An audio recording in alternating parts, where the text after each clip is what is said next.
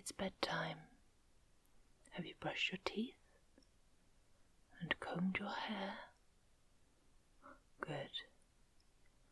Well, tonight, because it's October and we're getting very close to Halloween, I'm going to read a ghost story.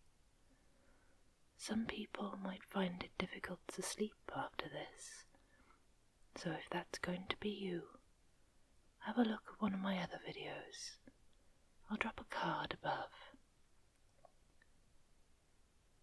But if you think you'd like to try and listen anyway, you settle down, close your eyes, and listen. Tonight I'm reading The Shadows on the Wall.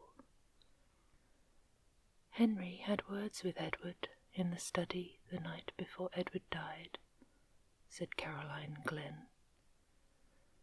She spoke not with acrimony, but with grave severity. Rebecca Ann Glynn gasped by way of assent. She sat in a wide flounce of black silk in the corner of the sofa, and rolled terrified eyes from her sister Caroline to her sister Mrs. Stephen Brigham, who had been Emma Glynn, the one beauty of the family. The latter was still beautiful, in a large, splendid, full-blown beauty. She filled a great rocking-chair with her superb bulk of femininity, and swayed gently back and forth, her black silks whispering and her black frills fluttering. Even the shock of death, for her brother Edward lay dead in the house, could not disturb her outward serenity of demeanour. But even her expression of masterly placidity changed before her sister Caroline's announcement, and her sister Rebecca Ann's gasp of terror and distress in response. I think Henry might have controlled his temper when poor Edward was so near his death, she said, with an asperity which disturbed slightly the roseate curves of her beautiful mouth. Of course he did not know, murmured Rebecca Ann in a faint tone. Of course he did not know it, said Caroline quickly.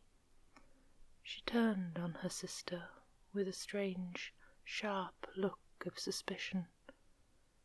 Then she shrank, as if from the other's possible answer. Rebecca gasped again. The married sister, Mrs. Emma Brigham, was now sitting up straight in her chair. She had ceased rocking, and was eyeing them both intently, with a sudden accentuation of family likeness in her face. What do you mean? She said impartially to them both. Then she, too, seemed to shrink before a possible answer. She even laughed an evasive sort of laugh. Nobody means anything, said Caroline firmly. She rose and crossed the room toward the door with grim decisiveness. Where are you going? Asked Mrs. Brigham. I have something to see to, replied Caroline, and the others at once knew by her tone that she had some solemn and sad duty to perform in the chamber of death. Oh, said Mrs. Brigham. After the door had closed behind Caroline, she turned to Rebecca. Did Henry have many words with him? She asked. They were talking very loud, replied Rebecca evasively. Mrs. Brigham looked at her. She had not resumed rocking. She still sat up straight, with a slight knitting of intensity on her fair forehead between the pretty rippling curves of her auburn hair. "Did you ever hear anything?" she asked in a low voice, with a glance towards the door. "I was just across the hall in the south parlour, and that door was open, and this door ajar," replied Rebecca with a slight flush. "Then you must have—" "I couldn't help it." "Everything?" "Most of it." "What was it?" "The old story. I suppose Henry was mad, as he always was, because Edward was living on here for nothing, when he had wasted all the money father left him." Rebecca nodded, with a fearful glance at the door. When Emma spoke again, her voice was still more hushed. "I know how he felt," said she. "It must have looked to him as if Edward was living at his expense, but he wasn't." "No, he wasn't. And Edward had a right here according to the terms of father's will, and Henry ought to have remembered it." "Yes, he ought." "Did he say hard things?" "Pretty hard, from what I heard." "What?" "I heard him tell Edward that he had no business here at all, and he thought he had better go away." "What did Edward say?" "That he would stay here as long as he lived, and afterward too, if he had a mind to, and he would like to see Henry get him out, and then—" "What?" "Then he laughed." "What did Henry say?" "I didn't hear him say anything, but—" "But what?" "I saw him when he came out of this room." "He looked mad?" "You've seen him when he's looked so." Emma nodded. The expression of horror on her face had deepened. "Do you remember that time he killed the cat because she'd scratched him?" "Yes, don't." Then Caroline re-entered the room. She went up to the stove, in which a wood fire was burning. It was a cold, gloomy day of fall, and she warmed her hands, which were reddened from recent washing in cold water. Mrs. Brigham looked at her and hesitated. She glanced at the door, which was still ajar. It did not easily shut, being still swollen with the damp weather of the summer. She rose and pushed it together with a sharp thud which jarred the house. Rebecca started painfully with half-exclamation. Caroline looked at her disapprovingly. "It's time you controlled your nerves, Rebecca," she said. Mrs. Brigham, returning from the closed door, said imperiously that ought to be fixed. It shut so hard. "It will shrink enough after we have had the fire a few days," replied Caroline.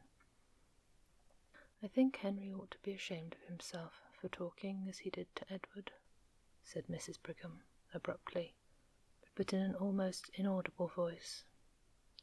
"Hush," said Caroline, with a glance of actual fear at the closed door. "Nobody can hear with the door shut. I say again, I think Henry ought to be ashamed of himself.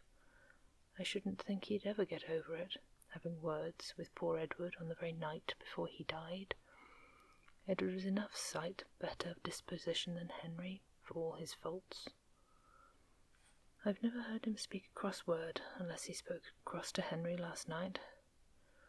I don't know, but he did, from what Rebecca overheard."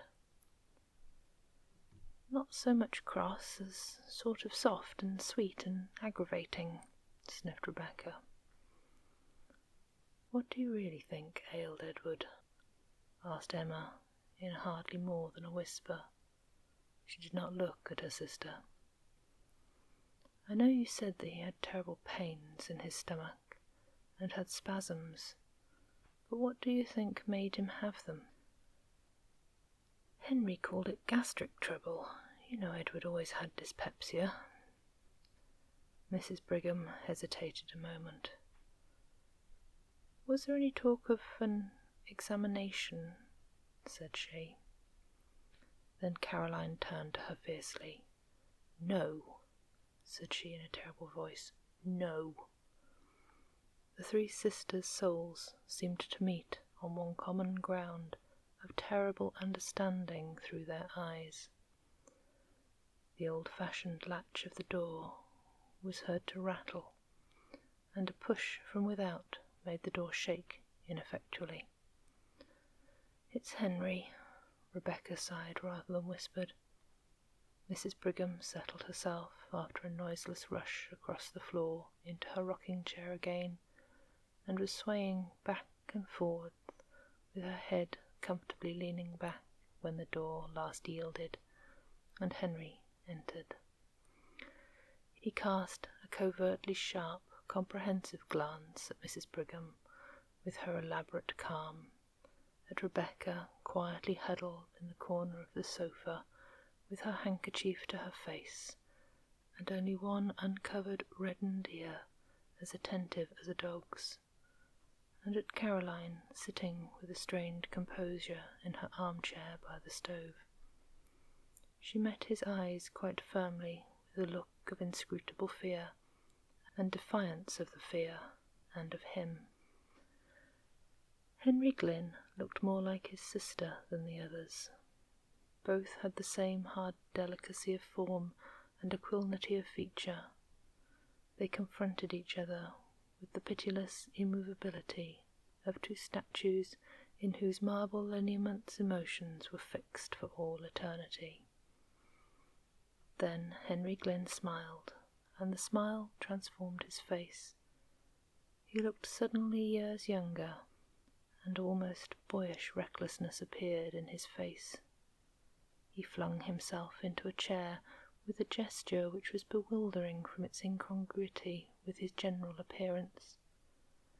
He leaned his head back, flung one leg over the other, and looked laughingly at Mrs. Brigham. "I declare, Emma, you grow younger every day," said he. She flushed a little, and her placid mouth widened at the corners. She was susceptible to praise. "Our thoughts today ought to belong to the one of us who will never grow older," said Caroline in a hard voice. Henry looked at her, still smiling. "Of course, we none of us forget that," said he in a deep, gentle voice. "But we have to speak of the living, Caroline, and I have not seen Emma for a long time, and the living are as dear as the dead." "Not to me," said Caroline. She rose and went abruptly out of the room again. Rebecca also rose and hurried after her, sobbing loudly. Henry looked slowly after them. "Caroline is completely unstrung," said he. Mrs. Brigham rocked. A confidence in him inspired by his manner was stealing over her. Out of that confidence she spoke quite easily and naturally. "His death was very sudden," said she. Henry's eyes quivered slightly, but his gaze was unswerving. "Yes, it was very sudden," he said. "He was sick only a few hours." "What did you call it?" "Gastric." "You do not think of an examination?" "There was no need. I am perfectly certain as to his cause of death." Suddenly Mrs. Brigham felt a creep, as of some live horror, over her soul. Her flesh prickled with cold before an inflection of his voice. She rose, tottering on weak knees. "Where are you going?" asked Henry in a strange, breathless voice. Mrs. Brigham said something incoherent about sewing which she had to do, some black for the funeral, and was out of the room. She went up to the front chamber which she occupied. Caroline was there. She went close to her and took her hands, and the two sisters looked at each other. "Don't speak, "Don't. I won't have it," said Caroline, finally, in an awful whisper. "I won't," replied Emma. That afternoon, the three sisters were in the study. Mrs. Brigham was hemming some black material.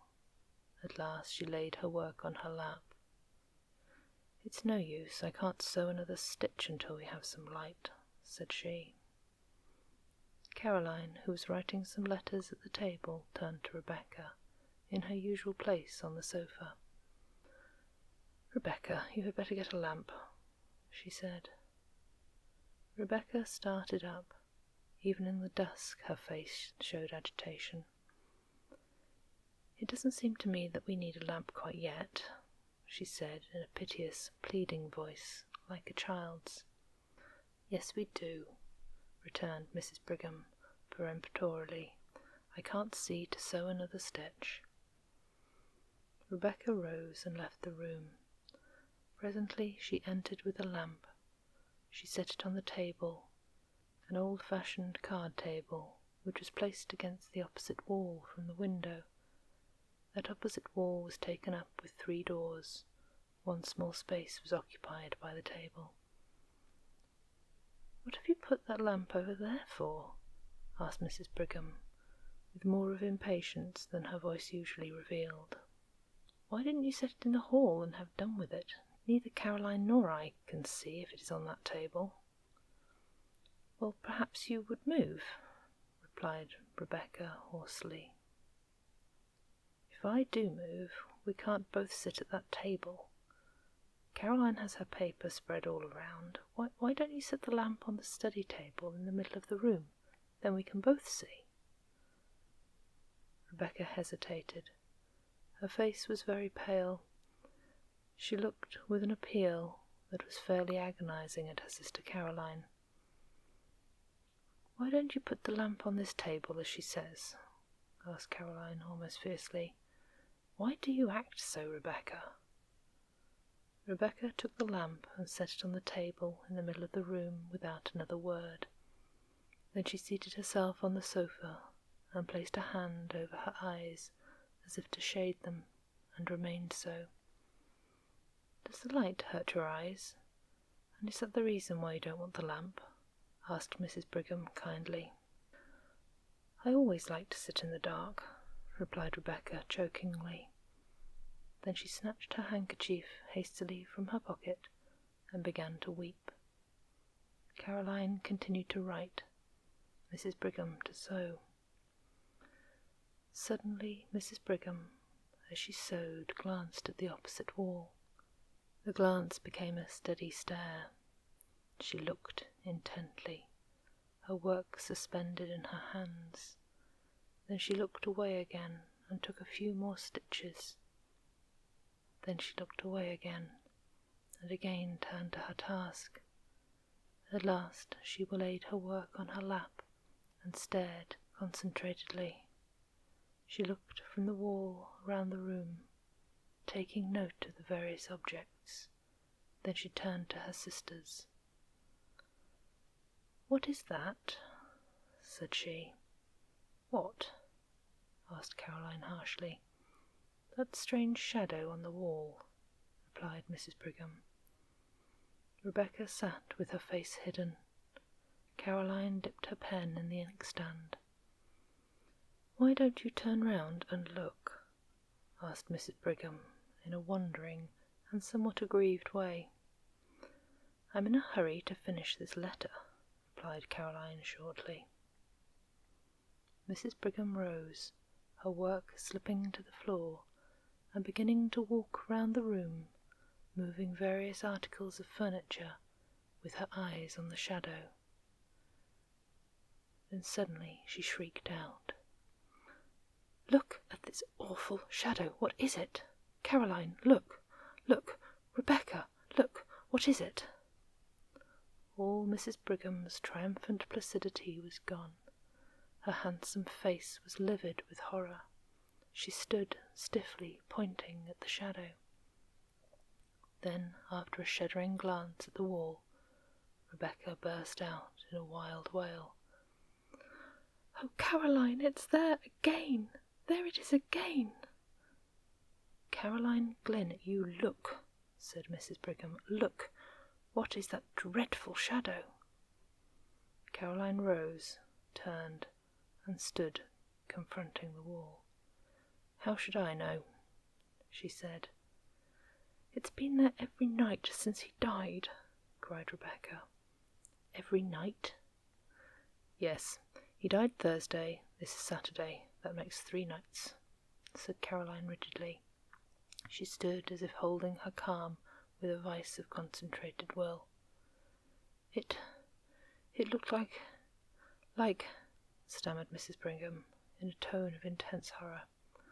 I know what it looks like well enough, said Caroline. I've got eyes in my head. It looks like Edward, burst out Rebecca, in a sort of frenzy of fear. Only... Yes, it does, assented Mrs. Brigham, whose horror-stricken tone matched her sister's. Only... Oh, it is awful. What is it, Caroline? I ask you again, how should I know? Replied Caroline. I see it there like you. How should I know any more than you? It must be something in the room, said Mrs. Brigham, staring wildly around. We moved everything in the room the first night it came, said Rebecca. It's not anything in the room. Caroline turned her head with a sort of fury. Of course it's something in the room, said she. How you act! What do you mean, talking so? Of course it is something in the room. Of course it is, agreed Mrs. Brigham, looking at Caroline suspiciously. It must be something in the room. It is not anything in the room, repeated Rebecca with an obstinate horror. The door opened suddenly, and Henry Glynn entered. He began to speak, then his eyes followed the direction of the others.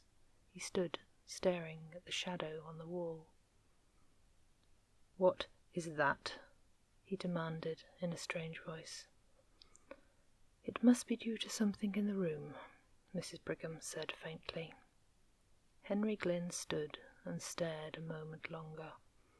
His face showed a gamut of emotions, horror, conviction, then furious incredulity. Suddenly he began hastily hither and thither about the room. He moved the furniture with fierce jerks, turning ever to see the effect upon the shadow on the wall. Not a line of its terrible outlines wavered. It must be something in the room, he declared in a voice which seemed to snap like a lash. His face changed. The inmost secrecy of his nature seemed evident on his face, until one almost lost sight of his lineaments. Rebecca stood close to her sofa, regarding him with woeful, fascinated eyes. Mrs. Brigham clutched Caroline's hands. They both stood in a corner out of his way. For a few minutes he raged about the room like a caged wild animal. He moved every piece of furniture. When the moving of a piece did not affect the shadow, he flung it to the floor. Then suddenly he desisted and laughed. What an absurdity, he said easily. Such a to-do about a shadow. That's so, assented Mrs. Brigham, in a scared voice which she tried to make natural. As she spoke, she lifted a chair near her. I think you have broken the chair that Edward was so fond of, said Caroline. Terror and wrath were struggling for expression on her face. Her mouth was set, her eyes shrinking. Henry lifted the chair with a show of anxiety. Just as good as ever, he said pleasantly. He laughed again, looking at his sisters. Did I scare you? He said. I should think you might be used to me by this time. You know my way of wanting to leap to the bottom of a mystery, and that shadow does look queer, like, and I thought if it was any way of accounting for it, I would like to do so without any delay. You don't seem to have succeeded, remarked Caroline dryly, with a slight glance at the wall. Henry's eyes followed her, and he quivered perceptibly. "Oh, there's no accounting for shadows," he said, and he laughed again. "A man is a fool to try and account for shadows." Then the supper bell rang, and they all left the room, but Henry kept his back to the wall, as did indeed the others. He led the way with an alert motion like a boy. Rebecca brought up the rear. She could scarcely walk, her knees trembled so. "I can't sit in that room again this evening," she whispered to Caroline over supper. "Very well, we will sit in the south room," replied Caroline. "I think we will sit in the south parlour," she said aloud. "It isn't as damp as the study, and I have a cold." So they all sat in the south room with their sewing. Henry read the newspaper, his chair drawn close to the lamp on the table. About 9 o'clock he rose abruptly and crossed the hall to the study. The three sisters looked at one another. Mrs. Brigham rose, folded her rustling skirts compactly around her, and began tiptoeing toward the door. "What are you going to do?" inquired Rebecca agitatedly. "I'm going to see what he is about," replied Mrs. Brigham cautiously. As she spoke, she pointed to the study door across the hall. It was ajar. Henry had striven to pull it together behind him.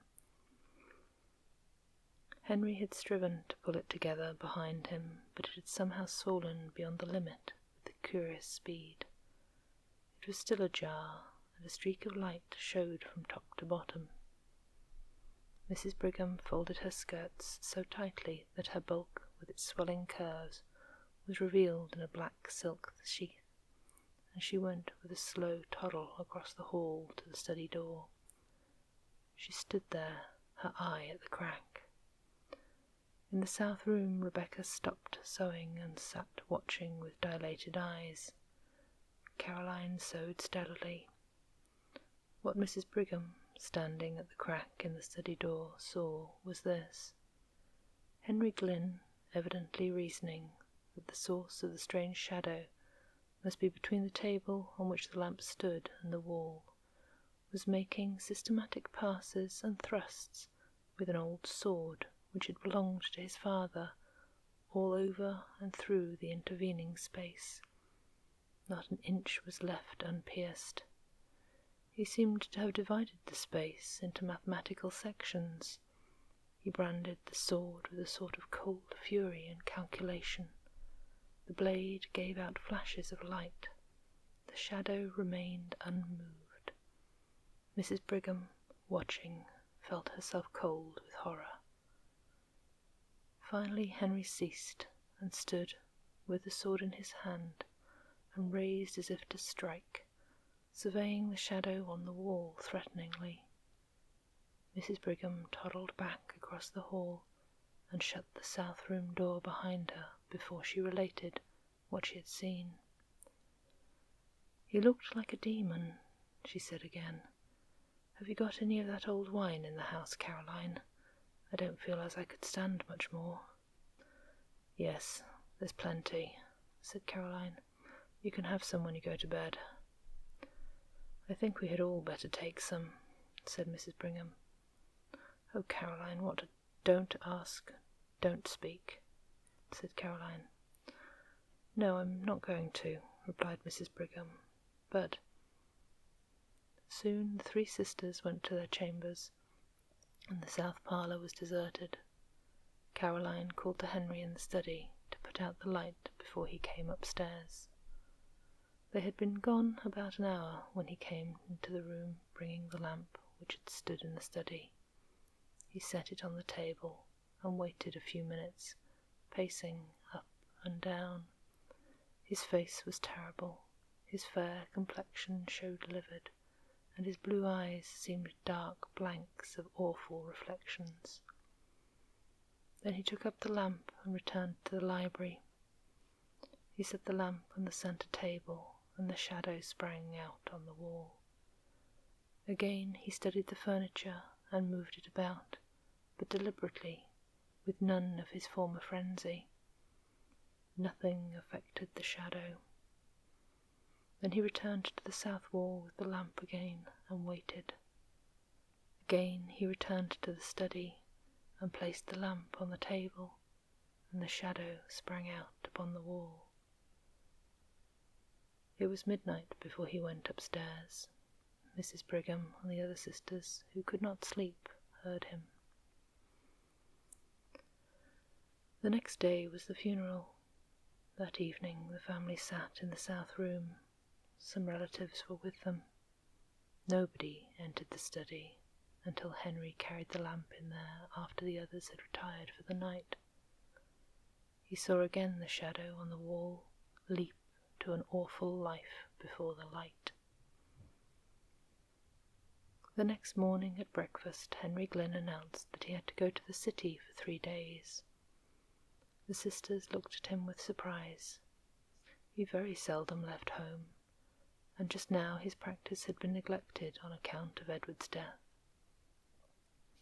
"How can you leave your patients now?" asked Mrs. Brigham wonderingly. "I don't know how to, but there is no other way," replied Henry easily.